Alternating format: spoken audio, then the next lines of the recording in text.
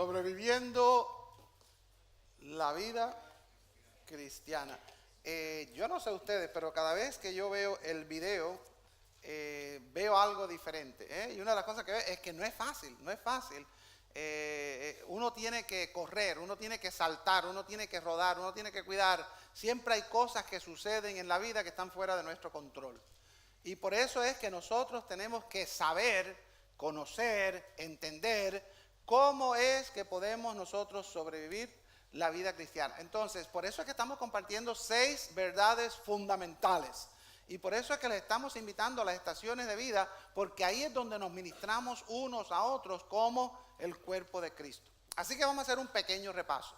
Todo comienza con la verdad fundamental de que Cristo está, ¿qué? Viviendo en mí, controlándolo el 40%, el 60%, el 90%, el 99.9%, todo. Cristo viviendo en mí, controlándolo todo. Y entonces después dijimos, ¿qué cosa? Un cuerpo. A ver, enséñenme los pulgares, para que no se lo olvide. Un cuerpo, muchos miembros. Un cuerpo en Cristo, pero todos somos los miembros de ese cuerpo. Y la enseñanza es que no podemos vivir la vida cristiana solos. Nos necesitamos todos. Y después hablamos de las 2 naturalezas. La naturaleza del viejo hombre y la naturaleza del nuevo hombre. Y cómo están siempre en guerra. Y hoy vamos a entrar en la temática del número 3. ¿Ok? El número 3. 1, 2 y 3. A ver, digan ustedes, 1, 2 y 3. 1, 2 y 3. 3 aspectos de la salvación. 3 aspectos de la salvación. Entonces hoy vamos a hablar de un tema bastante difícil, un tema que a mucha gente no le gusta hablar, que es la doctrina. Hoy vamos a hablar de la doctrina, de la enseñanza que tiene que ver con la salvación, para nosotros entender qué es lo que en realidad estamos viviendo. Es como cuando uno compra una casa o compra un auto que le dan un contrato, y el contrato es corto o largo. Larguísimo. ¿Quién lo lee? Nadie. Pero después, cuando tenemos problemas, ¿qué pasa? A buscar en el contrato. Entonces nosotros tenemos la vida cristiana y muchas veces no entendemos, y por eso es que muchas veces nosotros estamos en situaciones que no nos ayudan.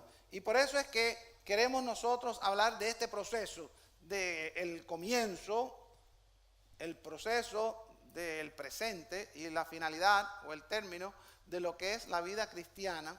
Y ese proceso yo quiero usar la imagen de un viaje. Estamos nosotros en un viaje, ¿a dónde? Al cielo. Si usted pone la esencia de lo que nosotros hacemos y enseñamos y predicamos y vivimos, es un viaje al cielo.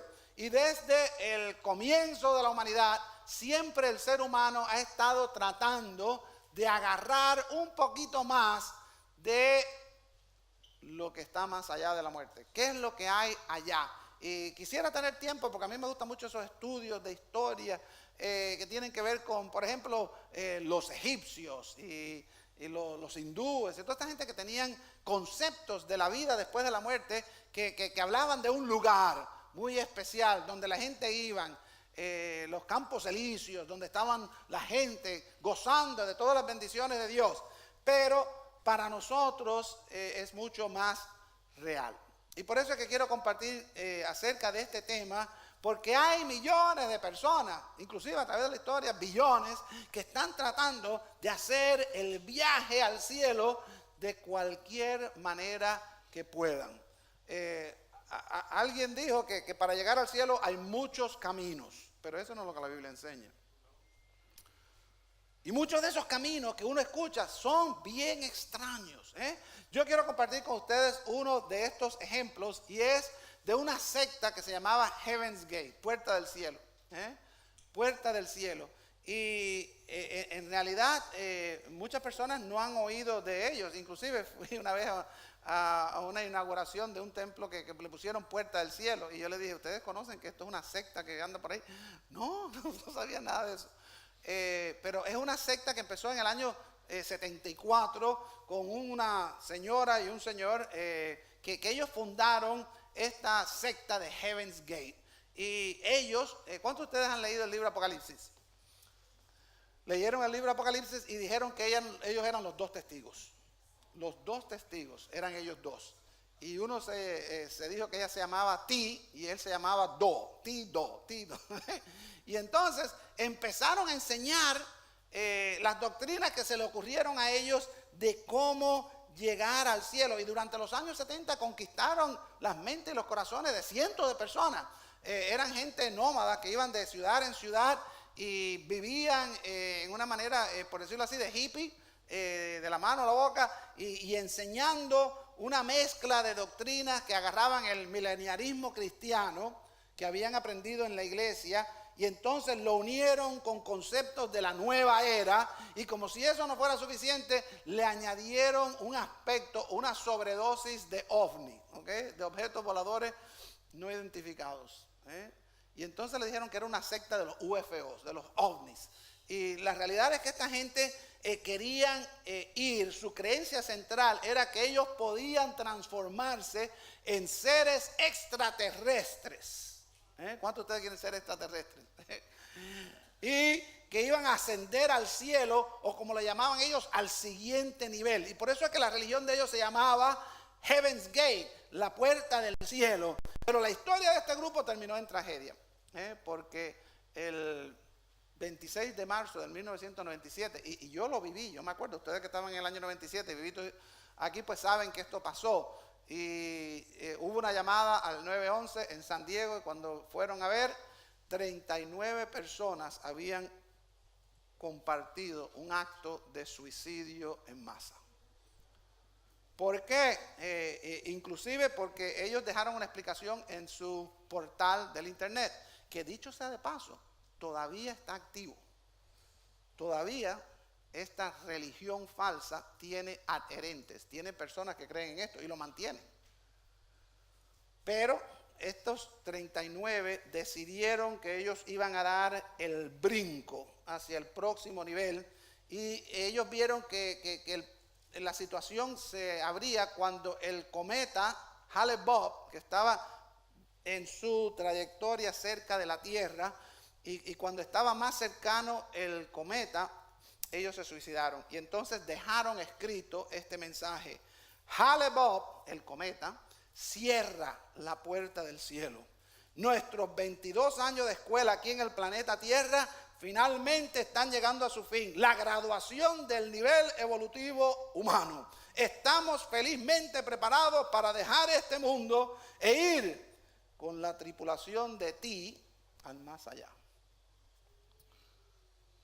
¿Cuántos de ustedes están dispuestos a pagar con su vida por una creencia? Ellos estaban convencidos de que iban a ir ¿a dónde?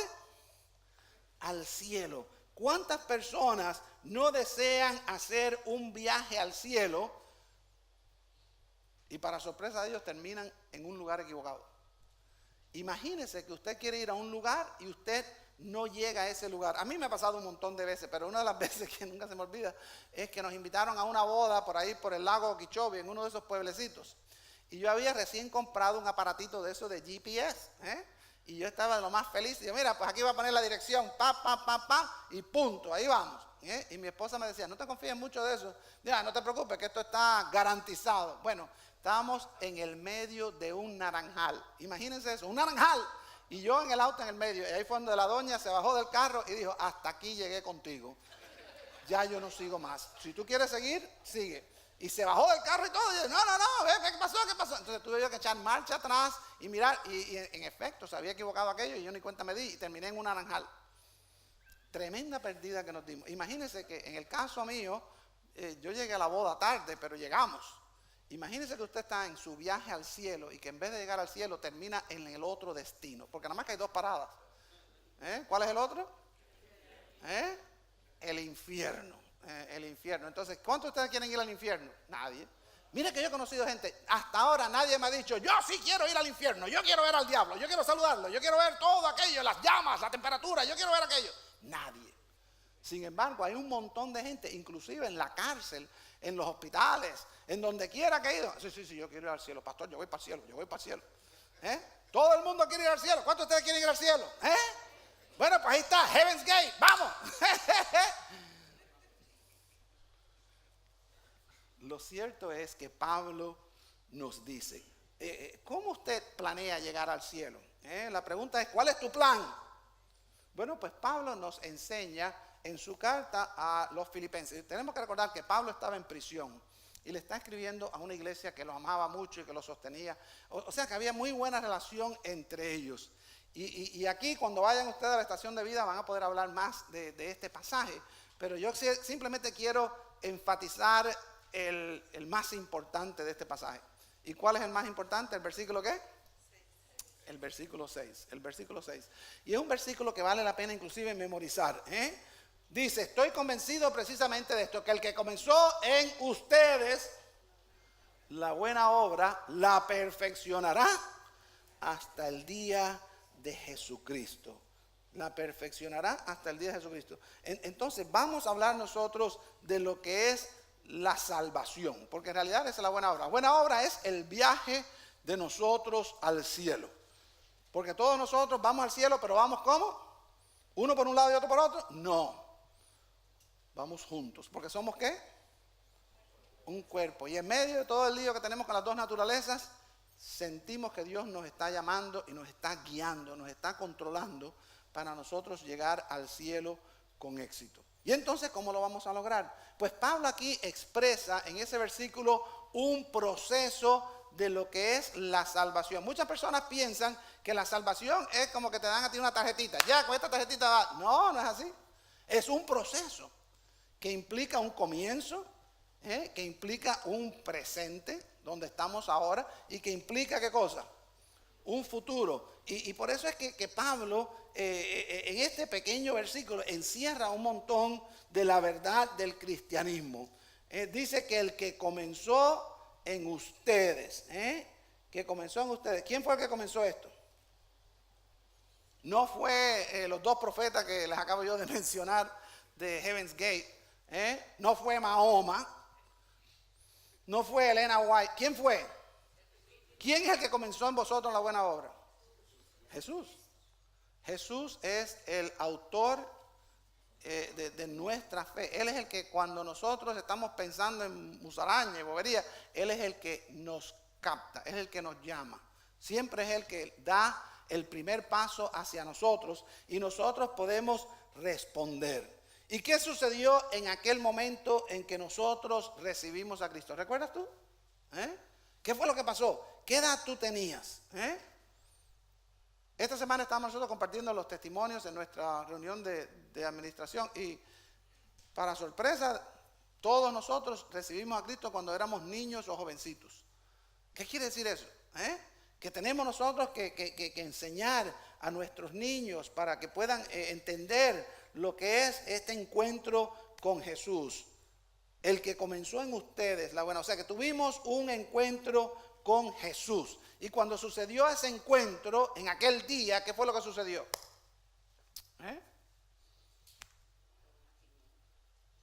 ¿Usted qué hizo? ¿Usted creyó? ¿Qué creyó? En lo que Jesús estaba proponiendo. Jesús dijo, ¿qué cosa? Bueno, yo he venido para que ustedes tengan ¿qué? Y entonces Jesús nos da un montón de beneficios. Jesús nos dice, si tú vienes conmigo en este viaje al cielo, vas a tener el cielo. Que por cierto, dicho sea de paso, ¿ustedes saben quién fue el que diseñó el cielo? A mi esposa le encanta ver esos programitas que tienen que ver con arreglos de apartamentos y de casas y todo eso.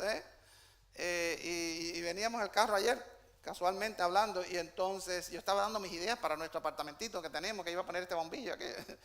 Dice, no, tú no eres diseñador ninguno, así que usted se calla. Tú no sabes nada de eso. Pero ustedes se imaginan que Dios es el que está planeando y preparando este lugar. ¿Cómo creen ustedes que el cielo va a ser? Más allá de nuestra imaginación. Es un lugar que súper precioso.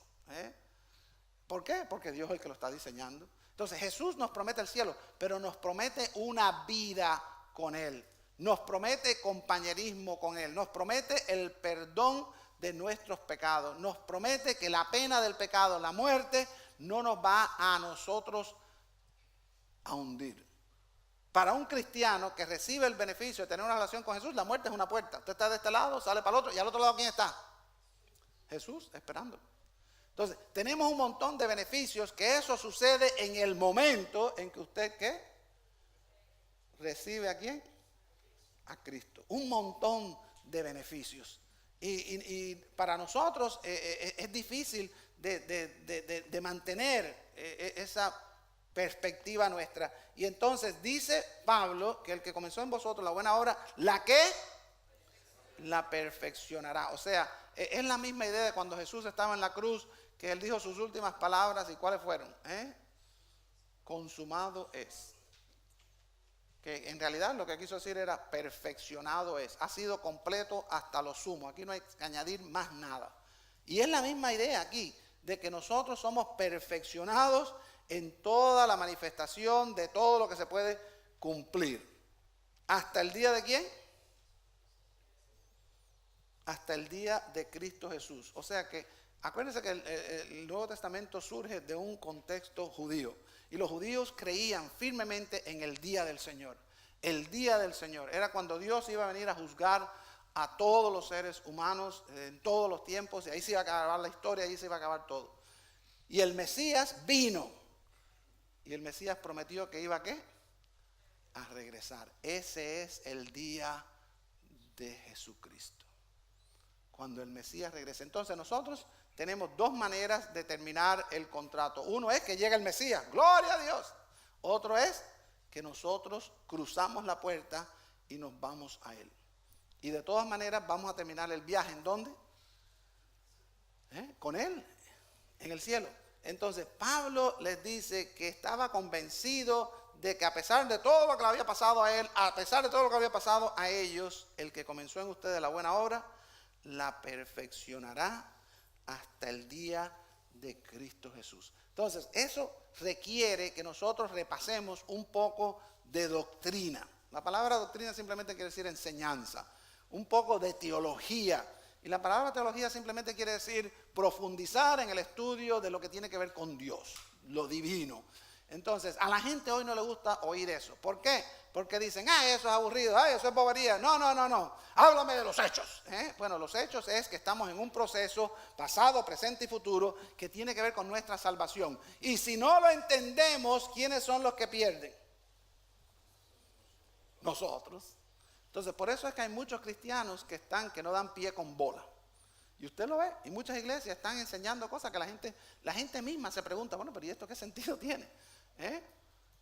O sea que no hay una enseñanza completa de lo que nosotros estamos pasando. Y lo que estamos haciendo nosotros en las estaciones de vida es compartiendo fundamentos básicos del cristianismo. Y el fundamento básico aquí es que la vida cristiana viene en un proceso de pasado, presente y futuro. Y si ustedes me permiten, pues quiero compartir un tiempito hablando de eso. El punto de partida de la salvación. Ese es el primer lugar donde nosotros debemos comenzar. Yo cuando era más joven, aunque ustedes no lo crean, me gustaba correr. Y yo corría, inclusive he estado en equipos de campo y pista. Y yo corría inclusive el relevo de los 400 metros planos. ¿Ok? Y yo era el primero que empezaba la carrera aquella. Y éramos un equipo bueno, habíamos ganado bastante. Pero yo era el primero. Y entonces empezaba yo, y entonces uno iba y se ponía en su carril.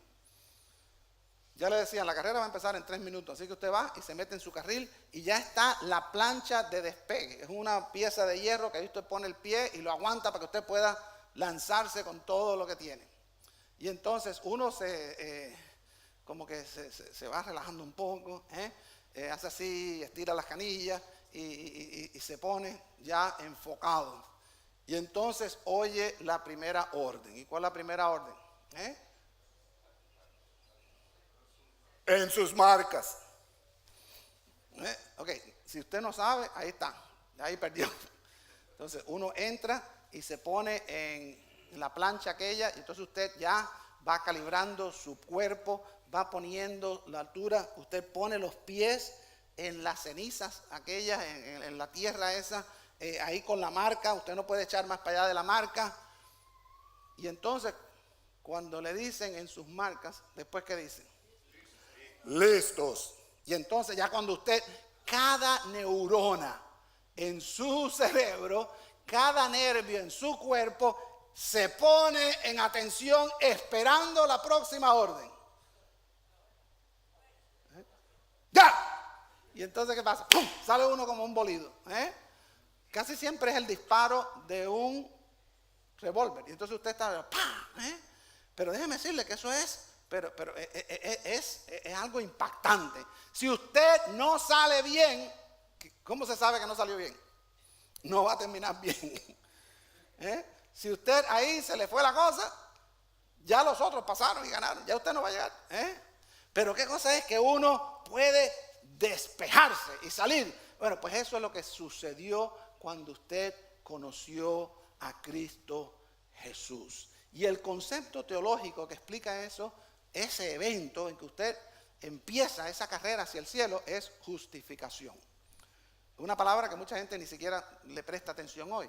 Es el hecho de que Dios nos dice a nosotros que estamos bien con Él, que estamos justificados, que todo está correcto entre nosotros. Bueno, pero ¿cómo va a ser eso? Bueno, porque algo tuvo que pasar. En ese día en que yo recibí a Jesús, yo fui salvo. Por gracia, por medio de la fe. ¿Y qué fue lo que sucedió?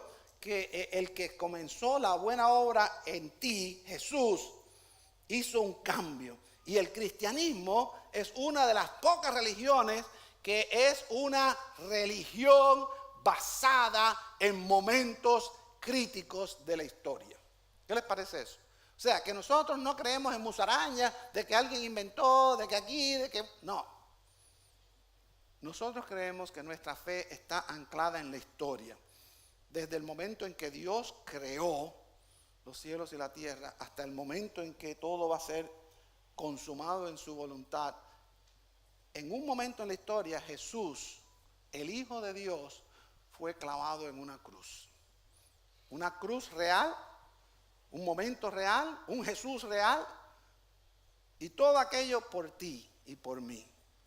Y 3 días después, otro impacto histórico. ¿Qué fue lo que pasó? Que el verdadero Jesús, que verdaderamente fue crucificado, que verdaderamente fue puesto en una tumba históricamente sellado, históricamente también resucita. Y eso es lo que ancla la realidad de nuestra fe. Y cuando nosotros ponemos nuestra confianza en esos eventos históricos, nosotros somos perdonados por Dios de nuestros pecados, de la pena de nuestros pecados, de todo lo que tiene que ver con aquello que nosotros hemos hecho para aislarnos de Dios, y Dios arregla la relación con nosotros. Fuimos limpiados por la sangre de Cristo, sellados por el Espíritu de Cristo, y desde ese momento nosotros podemos decir ¿qué cosa? Cristo viviendo en mí, controlándolo todo. Y desde ese momento somos parte ¿de qué? Y desde ese momento empieza una guerra espiritual en mí, entre mi vieja naturaleza y la nueva naturaleza en Cristo. Y desde ese momento empiezo yo a vivir ¿qué cosa? El proceso de las 3 etapas o aspectos de la salvación. Y entonces nos lleva al segundo punto, que es el proceso de la salvación. Muchas personas piensan, bueno, ya yo fui salvo y ahora hago lo que me da la gana. Muchas personas piensan, bueno, una vez salvo, siempre salvo. Y bueno, sí. Pero Dios espera que si nosotros somos salvos, que nosotros entonces tenemos que vivir de una medida como salvos. Y nosotros tenemos que demostrar ese fruto de la salvación. Y Pablo nos indica que tenemos que nosotros correr de tal manera que obtengamos el premio. Y lo cierto es que la vida cristiana desde que comienza no es fácil. Hay que sobrevivir la vida cristiana porque es difícil. La tendencia es a quedar en el camino, la tendencia es a ahogarnos, la tendencia es a no terminar fiel. Y por eso es que nosotros tenemos que hacernos la pregunta, ¿cómo estamos manejando nuestro viaje al cielo. Entonces, siguiendo la misma analogía o el ejemplo de una carrera, pues la carrera después que uno comienza, ¿ahora qué tiene que hacer? Seguir corriendo. Ese es el chiste, en que hay que seguir corriendo. Yo creo, y hay veces yo en mi mente me he puesto a pensar, qué lindo sería que uno recibe a Cristo e inmediatamente aprietan un botón y usted está en el cielo. Ya no tiene que vivir más nada. Debo quitarme todos los líos de toda la gente, todo el lío, fuera, ya, aquí estoy. Pero no es así. Cuando uno recibe a Cristo, uno comienza a correr esta carrera. Y la carrera no es fácil, tiene sus momentos. Yo recuerdo que cuando yo corría ese evento del relevo de 400 metros, había que correr toda la distancia del estadio, una vez por persona, 4 lo corrían. Y entonces yo era el primero y uno va corriendo. Entonces cuando uno empieza, ¿qué pasa? Y yo que soy de piernas largas, pues inmediatamente tenía cierta ventaja. Chac, chac, chac, chac. Y yo lo más feliz, yo voy corriendo. Y entonces uno le da la vuelta a la primera curva. Y después viene la segunda curva. Y ahí ya, pero a toda velocidad. Y después entra la primera recta. Cuando entra la primera recta, los entrenadores siempre le dicen, ahí tienes que uno relajarse y estirarse. Y entonces, ¿qué hacía yo? Y ahí iba yo ganando bastante. Y la otra gente yo veía que se quedaba atrás. Y yo, corre. Hasta que llegaba la tercera curva. Y todos aquellos que han corrido y eso saben que hay una mitología. Y la mitología dice que en la tercera curva hay un oso esperando. Y el oso está esperando. Y entonces uno va corriendo y uno va estirándose. Llega a la tercera curva y el oso aquel se le sube a uno arriba. Y entonces uno se siente como que se queda sin aire, como se queda sin fuerza. El cerebro empieza a sentir que las piernas les están diciendo, oye brother, se subió un oso arriba, así que tienes que parar. Y el cerebro, no, que oso ni que nada, ¿de dónde tú sacaste eso? No, hay que parar, ya no podemos más, se nos acabó la gasolina. No, a correr, corre. Y uno, y entonces ya uno va corriendo. Y ya, entonces ya cuando viene en la última recta, ya qué cosa es, la meta, correr, ¡fum! Pero déjeme decirle que es duro. Es duro. Y solo uno termina con el premio. Y dice Pablo, corred de tal manera que lo obtengáis. Por eso es que hay que correr con sabiduría. Entonces entramos en una palabra teológica que a nadie le gusta tampoco, y es santificación. Y hoy en día, peor todavía, santificación es anatema. Nadie quiere tocar ese tema. ¿Por qué? Porque quiere decir que hoy soy mejor que ayer. Mañana tengo que ser mejor que hoy. Y eso es Jesús obrando en mi vida. Y cambiándome y transformándome a mí. Y entonces hay la guerra esa que está en mí. No lo permite. Dios quiere que seamos santos porque Él es. Y en el cielo, ¿quién va a entrar? Nada inmundo va a entrar en el cielo. Eso lo dice la Biblia. Y tiene sentido común. ¿Cómo Dios va a permitir eso? ¿Se acuerdan ustedes de la historia que Jesús contó del socio que fue a la boda y no iba bien vestido? ¿Qué le dijeron? Oye, brother, todo el mundo está bien vestido y tú qué haces aquí. No, qué bueno. No, fuera. Y lo botaron. ¿Para dónde? Para el infierno. Entonces, nosotros estamos en esa disyuntiva. Entonces, somos salvos y tenemos la seguridad de salvación. Jesús garantiza que durante todo este tiempo, Él, ¿qué está haciendo en nosotros? Perfeccionándonos. Nos está perfeccionando. La vida cristiana es una lucha continua, es un proceso en el tiempo en que estamos aquí. Y en este tiempo, es interesante que Pablo siempre hablaba, yo quiero compartir las aflicciones de Cristo en mi cuerpo. Bueno, el tipo le estaba metiendo golpes y en la cárcel y todo. Porque Pablo entendía que la vida cristiana viene con sufrimiento. La vida cristiana viene con dolor. Y no es que Dios borre o quite eso. Dios lo que promete no es que nos va a quitar el sufrimiento y el dolor. Dios lo que promete es que va a estar con nosotros. Y que nos va a proteger en ese proceso. Y eso es tremendo. Yo lo he visto. Ustedes lo han visto. Cómo Dios obra en nosotros. Lo perfeccionará. Somos liberados del poder del pecado. Somos liberados por la vida de Cristo que vive en mí. Y nos lleva entonces a la tercera etapa de la salvación, que es la herencia de la salvación. ¿Cuántos de ustedes alguna vez han recibido alguna herencia? La mayoría de nosotros nunca vamos a saber ni lo que es eso. ¿Ok? ¿Por qué? Porque no tenemos padres y madres que tienen una fortuna ni nada de eso. Eso son para gente rica. Pero a veces no entendemos la realidad de que nosotros tenemos una herencia espiritual. Jesús nos dio una promesa. Dios nos dice que somos sus hijos y que como hijos de Dios tenemos una herencia. Vaya, usted tiene herencia si usted es hijo de Dios. Entonces, esa herencia, ¿cuándo se hace realidad? Una de las cosas más conmovedoras, y ustedes lo han visto en las Olimpiadas, cuando ven la televisión y eso, cuando se llega al final de la meta. Que siempre los entrenadores dicen, extiéndanse todo, echen el pecho para adelante, pongan la mano, lo que sea, cualquier cosa, porque lo primero que cruza, eso es lo que marca. Y entonces uno se lanza y cumple el final de la carrera, uno pasa la meta. Y si lo hace bien, cuando usted pasa la meta, ¿cómo se queda? Deshecho, desgastado, porque le dio todo. No dejó nada en la rueda, usted todo lo tiró. ¿Y ahí qué sucede? Fíjense para que ustedes vean, la meta.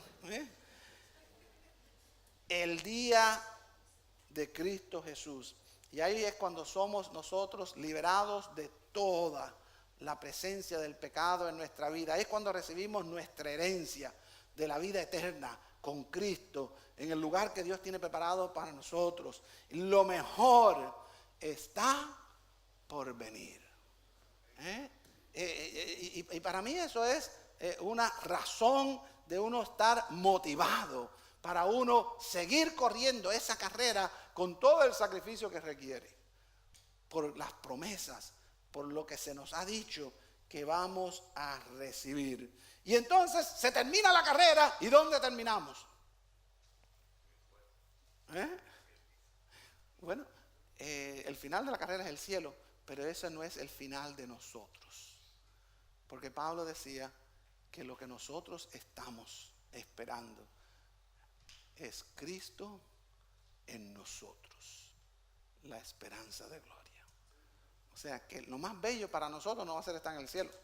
Lo más bello para nosotros es que vamos a ser por primera vez como Dios nos diseñó que fuésemos, a la imagen de su Hijo Jesús. Y eso va a ser, yo no sé, increíble, grandísimo, bellísimo, especial. Y eso es lo que nos alienta a nosotros. Entonces la pregunta es, ¿vale la pena ese viaje? ¿Vale la pena correr esa carrera? ¿Vale la pena? Hay un montón de gente equivocada que piensan que sí. Y nosotros que estamos en Cristo sabemos que vale la pena. ¿Por qué? Bueno, primero, ¿qué creen ustedes que Pablo pensaba? ¿Creen ustedes que Pablo va a aguantar la prisión y va a aguantar todas las ofensas y todas las cosas que le hicieron y va a aguantar al final que le cortaron la cabeza en Roma por una mentira? Porque Pablo lo único que tenía que decir, ya yo no creo, esto es bobería, yo no quiero más nada. Y entonces, ¿qué sucede? Lo mandan para la casa y se acabó. Pero Pablo aguantó hasta el final. Nadie da su vida por algo que piensa que es una tontería. Y después tiene usted los filipenses. ¿Los filipenses se dieron por vencidos? No, fueron fieles, cumplieron con su palabra. Y usted tiene los apóstoles y los primeros mártires. ¿Ustedes creen que una persona va a dejar que lo lleven al circo romano, donde están aquellos leones que van a despedazar a la gente por gusto? Porque no, yo creo que, bueno, vamos a ver qué pasa. Ellos estaban convencidos de que valía la pena el viaje. Y a través de la historia, millones de mártires han sido quemados, han sido apedreados, han sido enterrados, ahogados. Usted dígalo, que los cristianos lo han visto. ¿Ustedes creen que vale la pena? ¿Ustedes se acuerdan cuando ISIS mató a 50 cristianos al lado del mar? Que vino un señor con una espada y o lo fue cortando uno por uno. Lo único que tenían que decir es, yo no soy cristiano, yo soy musulmán. ¿Y qué pasa? Ahí quedó todo, se acabó. Pero ellos pensaron que valía la pena. Entonces, venimos nosotros al punto donde, ¿qué pensamos nosotros?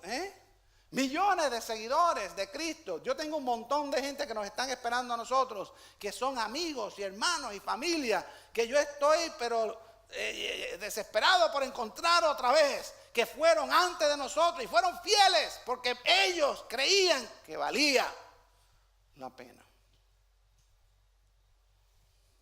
Cuando yo cruce la puerta, me van a estar esperando un montón de gente. Y una de las cosas que yo me voy dando cuenta mientras me pongo más viejo, ustedes saben que mientras más viejo me pongo, más gente están de aquel lado que de este lado. Y fulanito, no, para allá. Y fulanito. Entonces, yo miro la foto de la boda mía y un montón de gente que estaban en la boda mía ya están del otro lado. Y un montón de personas que yo conozco en la iglesia mía están del otro lado. Pero están esperando. Y un buen día todos vamos a hacer, ¿qué? Un cuerpo, otra vez. Entonces, ¿qué les estoy diciendo? Que vale la pena. A ver, díganlo ustedes, vale la pena, vale la pena. Yo, mi esposa, mis hijos, mis padres, mis suegros, todos estamos unidos en la creencia de que vale la pena. Cientos de personas en esta iglesia vienen aquí, son fieles en sus diezmos, en su tiempo, en todo, porque saben y piensan que vale la pena. Entonces la pregunta es tuya. ¿Tú crees que vale la pena? ¿Tú crees que vale la pena? Entonces este proceso de salvación, que es difícil de por sí, dificilísimo, vale la pena. Vale la pena porque el que comenzó en vosotros la buena obra, ¿qué va a hacer? La perfeccionará. ¿Hasta dónde? Hasta el día de Cristo Jesús. So, voy a pedirle que bajen sus cabezas un momentito, simplemente para tener un momento de reflexión. Y quiero que usted se haga la pregunta, ¿en dónde está usted en este viaje al cielo? Porque el mundo está haciendo de la suya, la cultura está por su camino, pero nosotros tenemos que decidir en mi vida, en dónde estoy yo, en el viaje hacia el cielo. Si yo hoy muero, ¿a dónde voy? ¿Al cielo o al infierno? ¿Qué me pasa a mí? Entonces, ahí es donde ustedes están a hacer la pregunta. ¿He comenzado yo el viaje? Si usted no ha comenzado el viaje, este es el momento. Cristo Jesús lo está esperando. Cristo Jesús está esperando que usted reconozca que Dios lo ama y que Jesús, Dios, entró en la historia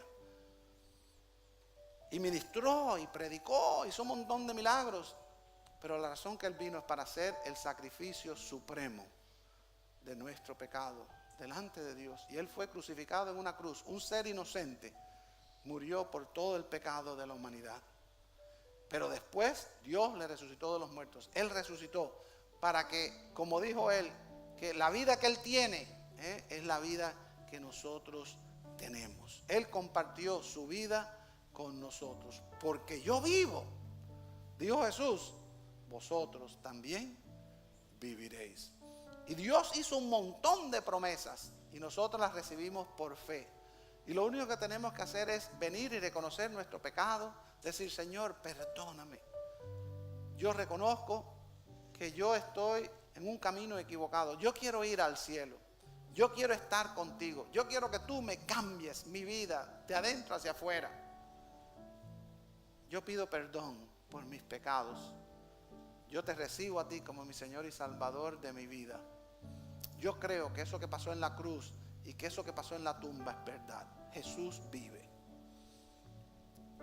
Y si tú le dices esto a Dios, Dios te recibe y comienzas tú esa carrera, ese viaje al cielo. Si esta es la primera vez que tú has hecho esa oración, yo quiero orar por ti. Ahí donde tú estás, ponte de pie. Ponte de pie como testimonio de que tú quieres comenzar esta carrera con Jesús. Y vamos a orar por ti. Si tú tomaste hoy esta decisión, ahí donde tú estás, ponte de pie. Dios te bendiga, hermano. Dios te bendiga. Ponte de pie. Ahora, quiero seguir con otra invitación. Hay muchos de nosotros que estamos corriendo, pero estamos corriendo la carrera a nuestra manera, como nos da la gana. Y después nos preocupamos porque se nos ha perdido la dirección. estamos como yo cuando estaba en un naranjal. Usted dice, bueno, yo tengo a Cristo en mi vida, pero estoy en un naranjal. Entonces, ahí donde usted está, si usted siente que el Espíritu Santo le está diciendo, oye, yo quiero que tú te entregues completamente a mí para correr bien esta carrera, enderézate, ponte donde tienes que estar, haz un ajuste en la dirección de tu vida. Si Dios te está llamando a ti, ponte de pie también, queremos orar por ti. Ahí donde está, ponte de pie para que el Señor te ayude a ti a poder correr la carrera como es debido, para poder centrarte en esto. Esto es algo muy personal entre Dios y nosotros. Nosotros no podemos hacerlo solos. Necesitamos del Señor y necesitamos los unos de los otros para nosotros poder terminar al final con Jesús. Y en eso estamos.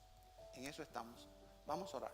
Señor, gracias porque tú estás con nosotros y por nosotros. Gracias, Señor, porque en este proceso de la salvación, tú eres el que lo comienza, tú eres el que lo mantienes y lo perfeccionas, y tú eres el que lo culminas y lo terminas para tu gloria.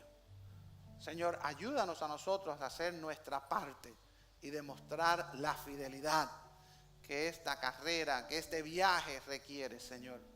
Señor, endereza nuestros pasos. Pon en nosotros la dirección correcta de tu voluntad y alíneanos para que podamos nosotros llegar al cielo como tú quieres. Señor, la obra que tú comenzaste en cada uno de nosotros, perfecciónala para que podamos nosotros ser fieles y firmes cuando llegue el día de Cristo Jesús. Este es nuestro mayor deseo y lo pedimos en tu nombre, en el nombre de Jesús. Y la iglesia dice...